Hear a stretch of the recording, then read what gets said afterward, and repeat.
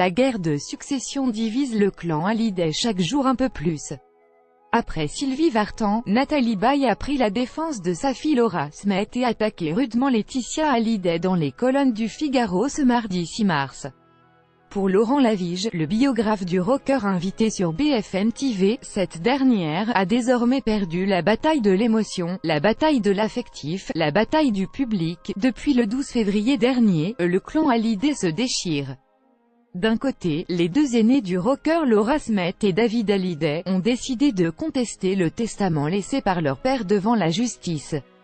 De l'autre, la dernière épouse du rocker, Laetitia, la seule héritière.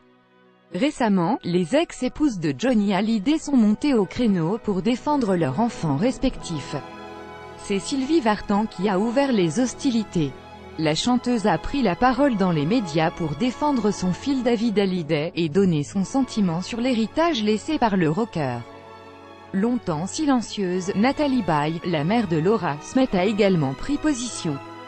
Dans une interview au Figaro, elle a tenu à prendre la défense des deux aînés du rocker, les bêtes noires de leur belle-mère.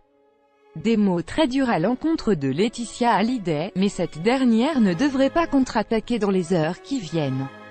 Comme le révélait Closer le 2 mars dernier, Laetitia Hallyday devrait garder le silence jusqu'au procès, prévu le 15 mars prochain.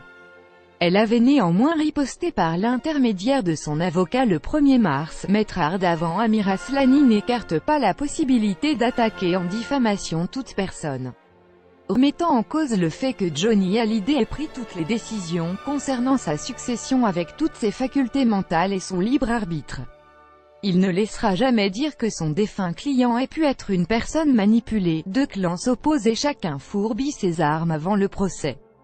Mais pour le biographe de Johnny Hallyday, Laetitia se trouve désormais en bien mauvaise posture. Laetitia a désormais perdu la bataille de l'émotion, la bataille de l'affectif, la bataille du public, confie Laurent Lavige sur BFM TV ce mardi 6 mars. À partir du moment où elle décide de dire « Je ne suis pas aimée, je le sais, maintenant avec ma famille et mes avocats, le prochain qui parle, on l'attaque en diffamation, ça veut dire « Je suis prête à être la mal-aimée, ce n'est pas très grave », a analysé le biographe. Crédit photo.